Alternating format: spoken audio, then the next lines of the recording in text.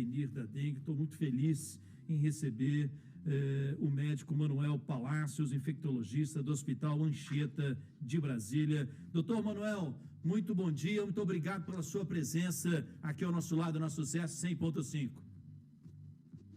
Muito bom dia, Henrique, e bom dia aos ouvintes do Sucesso News. É um prazer para mim estar colaborando, principalmente nesse momento tão difícil, né, no nosso Distrito Federal, por conta dessa doença transmitida, logicamente, pelo mosquito Aedes aegypti. Doutor, os números são realmente assustadores. Mais de 81 mil casos, 38 mortes aqui no DF. E eu lhe pergunto, para a gente começar a conversar, quais são os sintomas dessa doença tão perigosa? Bom, na verdade, a gente tem visto uma mudança um pouquinho, né, a respeito dos sintomas comuns, corriqueiros, que aconteciam nos anos anteriores. Lembrando que a dengue é uma doença que ela é estacional, né? Geralmente aparece muito na época de chuvas, né? Quando tem enchentes, mas, logicamente, ela pode aparecer a qualquer momento do ano, mas é bem mais frequente nessa época.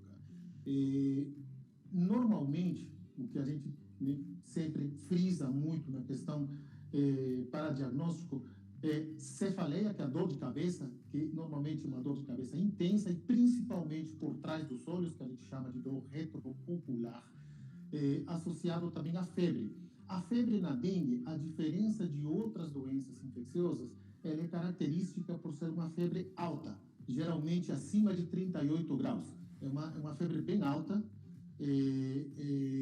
Também, dor no corpo, é a famosa sensação de que o caminhão passou em cima da gente. Normalmente o paciente, né, costuma falar desse jeito e principalmente o início dos sintomas é súbito, inicia de um dia para outro, né? Ontem eu estava bem, hoje amanheci, acordei com dor no corpo intensa, febre, né? E isso pode evoluindo com náusea, vômitos, dor abdominal, vômitos, diarreia, né?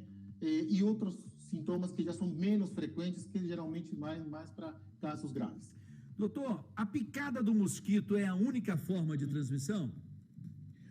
Na verdade, né, é a principal causa, né? Existem outras causas que, lógico, é muito menos frequente, geralmente por acidente ocupacional, por exemplo, pessoas que trabalham em laboratório, que muitas vezes têm, né, em algum momento, contato com sangue de pessoas, por exemplo, que tiveram a doença. Isso é extremamente raro, mas a gente pode realmente bater martelo e dizer que a principal forma, e praticamente 99,9% das vezes, é pela picada do mosquito mesmo. Não existe transmissibilidade de humano para humano. Doutor, é a fêmea que transmite a doença? Exatamente, porque geralmente é quem precisa se alimentar, né, para poder procriar, para poder, né, continuar a prole, né, dos mosquitos aéreos. Então, nesse caso, é a fêmea, sim. Estou aqui na nossa Sucesso News conversando com o médico Manuel Palacios, infectologista do Hospital Anchieta de Brasília. Doutor, o uso de repelente como prevenção é realmente recomendado? Com certeza, né? Com certeza. Um dos pilares, né, da prevenção para a dengue, além, logicamente, de tudo que a gente já conhece, né? Utilizar roupas de mangas compridas, né? Evitar, logicamente, áreas, né, de endemicidade alta. Porém, o uso de repelentes é indicado, né? Dos mais eficazes que a gente tem hoje em dia é aquele que contém o famoso DEET, né? É um composto, né? Não vou falar agora qual é o composto, porque é a questão química mesmo, né? Mas geralmente aqueles que compõem, né, com DEET e icaridina,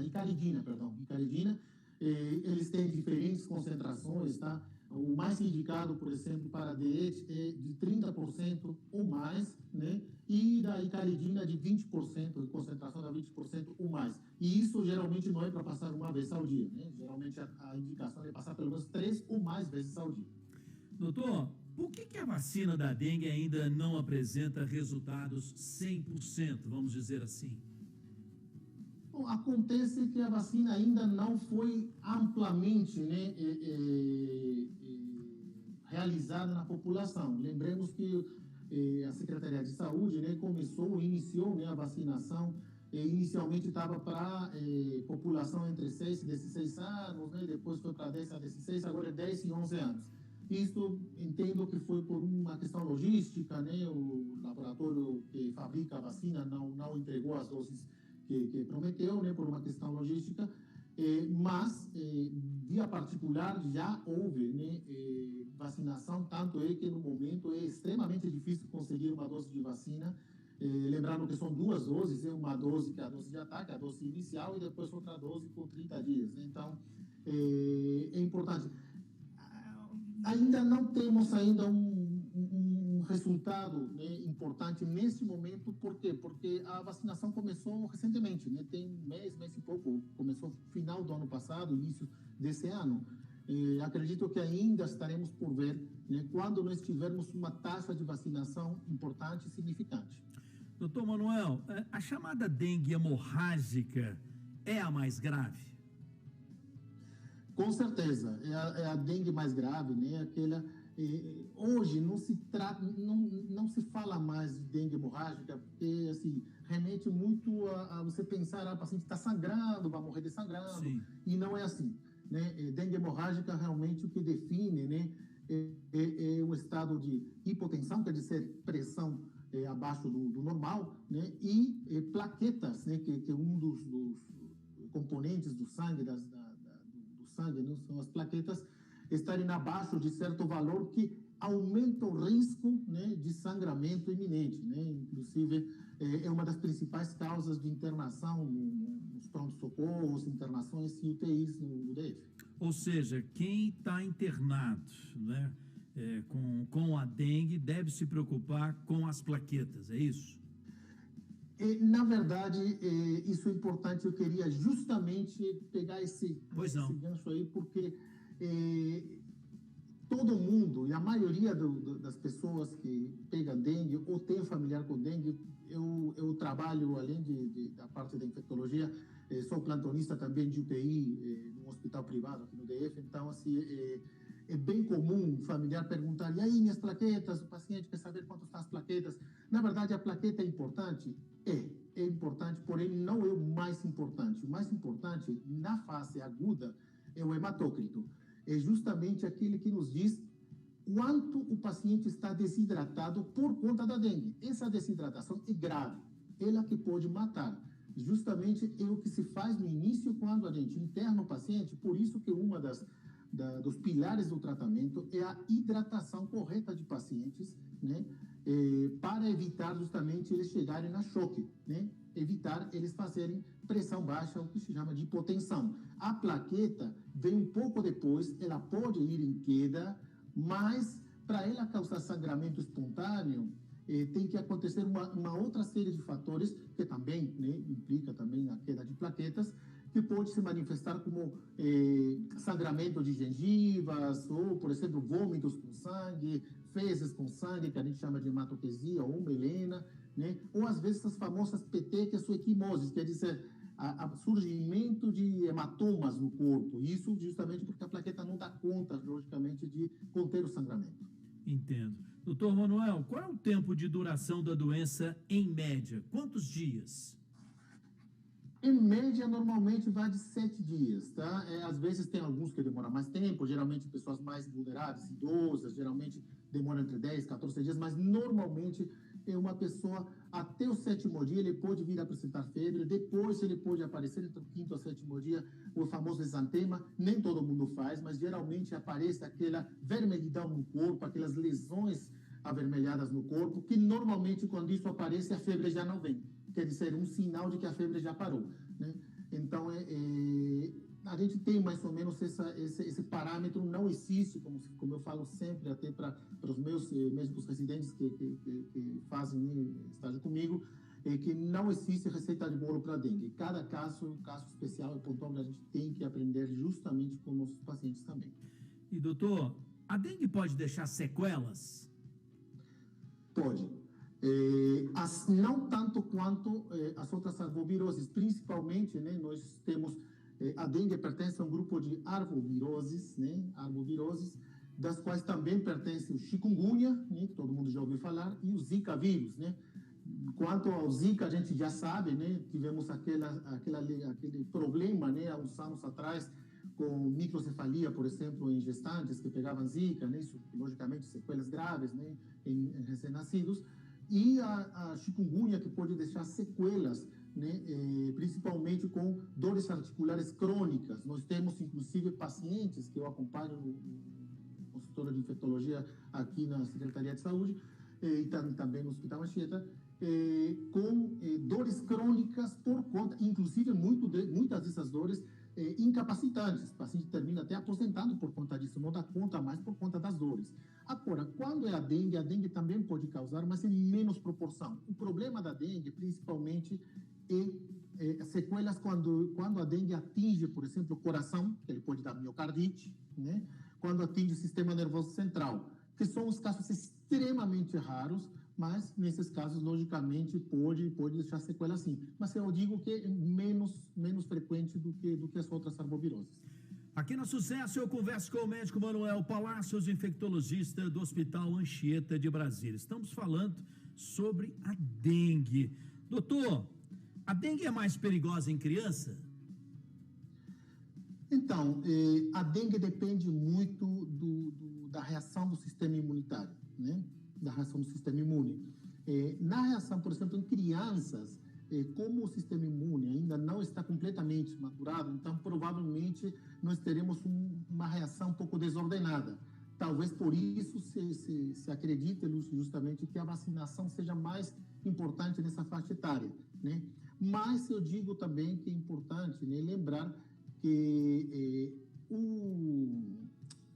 a estatística mostra, né, que a incidência de dengue grave, ela se dá principalmente, isso está já confirmado, né, em vários estudos, pela reinfecção. Nós temos que lembrar que a dengue é uma doença, mas ela é causada por até o momento nós temos 4 sorotipos de dengue, dengue 1, 2, 3 e 4. Só a título de informação, o ano passado, no Brasil todo, nós tivemos principalmente o sorotipo predominante foi o sorotipo 2 e, em segundo lugar, o sorotipo 4. No DF, principalmente, foi o sorotipo 2. Nesse momento, agora em 2024, o principal sorotipo continua sendo o 2. Então, o problema é quando você já pegou dengue no passado e cada ano, às vezes, varia o sorotipo predominante. Por exemplo, tem pessoas que pegaram há muitos anos atrás o sorotipo dengue 1. E agora, por exemplo, se eles pegam dengue pelo sorotipo 2, né, porque essa pessoa que pega o sorotipo 1, dengue por dengue 1, ela fica imune para dengue por sorotipo 1, não fica imune para dengue por sorotipo 2, 3 ou 4. Quando ele pega um outro sorotipo, existe uma reação chamada de ADE, que vem uma sigla em inglês, né, que eu até anotei aqui, Antibody Dependent Enhancement, né? Então, isso faz com que, né, a pessoa tenha mais facilidade de fazer casos graves, porque ele facilita a entrada do vírus às células. Então, isso é grave. Então, tem que ter muito cuidado, principalmente quem já teve dengue no passado, pode voltar. E se tiver por outro sorotipo, a chance de dengue grave é muito mais frequente. Doutor, me permita aproveitar a sua presença aqui ao meu lado, na Sucesso, na 100.5, e da gente fazer uma advertência, porque nós estamos nessa verdadeira guerra contra esse mosquito, essa que é a verdade, não só aqui no DF, mas em todo o Brasil. Mas Brasília, infelizmente, o DF vem se destacando, né, em todo o Brasil, com um número de casos, né? Chegamos aí a mais de 81 mil casos, e eu fico muito atento sempre à rede social e fico cada dia mais assustado com o que eu vejo nas redes sociais, com pessoas falando de fórmulas, com pessoas indicando remédios para o enfrentamento da dengue. E eu quero aproveitar a sua presença aqui para a gente falar desse perigo, né, de uso de medicamentos, por exemplo, para dor, para enfrentar a dengue. Me parece que está com dor e já está com o diagnóstico de dengue, o melhor é a famosa e tranquila dipirona. É isso, doutor? Por favor, esclareça para a gente. Muito obrigado, Henrique. Realmente estava esperando justamente essa pergunta, porque talvez seja o mais importante, né? Existe, logicamente, nesse momento você acabou de comentar, desinformação, quando a gente vai para as redes sociais, às vezes se encontra cada coisa que às vezes não condiz com a verdade e o que cientificamente está comprovado. Nós sabemos que para a dengue, realmente, existe uma contraindicação, principalmente dos famosos anti-inflamatórios não esteroidais, ou anti-inflamatórios não hormonais. Esses anti-inflamatórios, para eu englobar, dentro desse grupo está principalmente o que todo mundo conhece como aspirina ou AAS, né? Também estão outros anti-inflamatórios como, por exemplo, ibuprofeno, naproxeno, a nimesulida, por exemplo, cetorolaco, né? Todos esses, diclofenaco, por exemplo, muito utilizado nos pronto-socorros. Então, todos esses são anti-inflamatórios não hormonais que estão contraindicados na dengue, né? O problema realmente vem, né, quando o paciente tem dengue, sente dor e tem febre. Então, a indicação pelo manual do Ministério é utilizar dipirona sódica, logicamente, que ela pode ser tomada até de 4 em 4 horas. E, em segundo lugar, temos o paracetamol, o famoso Tylenol, também pode ser utilizado para dengue. Eu sempre faço uma ressalva, tá? O paracetamol tem um limite, tá? De dose, que são um comprimido de 750 a cada 6 horas. Não mais do que isso, porque o paracetamol é potencialmente hepatotóxico e ele pode piorar alguns sintomas. Então, inicialmente, sempre oriento fazer dipirona e paracetamol só para quem tem alergia à dipirona, mas ambos podem ser tomados, sem nenhum problema para dengue. Tá? Nenhum anti-inflamatório hormonal, não hormonal. Tá? E, se me permite realmente um minutinho a mais, isso é pergunta clássica de muitos pacientes, porque nós temos muita população idosa, por exemplo, e população cardiopata no DF. Existem muitos pacientes, por exemplo, que passaram por um AVC, um acidente vasculocerebral recentemente, ou pacientes que são cardiopatas que acabaram de passar, ou passaram algum tempo atrás, né, por procedimentos de cateterismo, por infartos, por exemplo. Essas pessoas fazem uso crônico, por exemplo, de AS e alguns antiagregantes plaquetários, como o clopidogrel, né, e ticagrelor, né. Esses pacientes, por exemplo, eles fazem uso contínuo dessa medicação porque é necessário para evitar novos eventos que podem ser fatais, né? Então, esses pacientes, na verdade, o que acontece quando um paciente desses que está tomando AS, está tomando outro antiagregante, pega dengue? Eu preciso parar de tomar o remédio porque está contraindicado, doutor.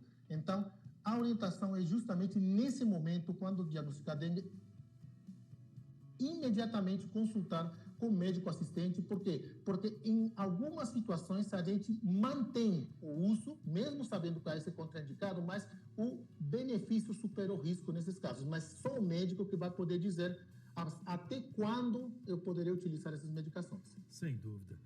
Doutor Manuel Palacios, infectologista do Hospital Anchieta de Brasília, muito obrigado por essa entrevista esclarecedora para todos nós, né? Tratamos de vários pontos aqui para chamar a atenção para essa doença tão perigosa que é a doença da dengue.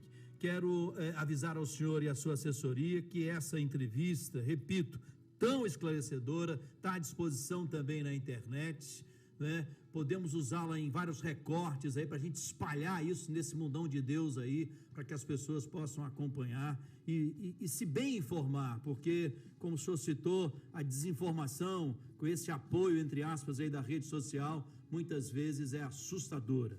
E ter a oportunidade de conversar com um infectologista que lida, né, com essa questão, com essa doença nos hospitais aqui em Brasília, todos os dias, nessa crise que estamos vivendo, é muito importante para a gente bem informar.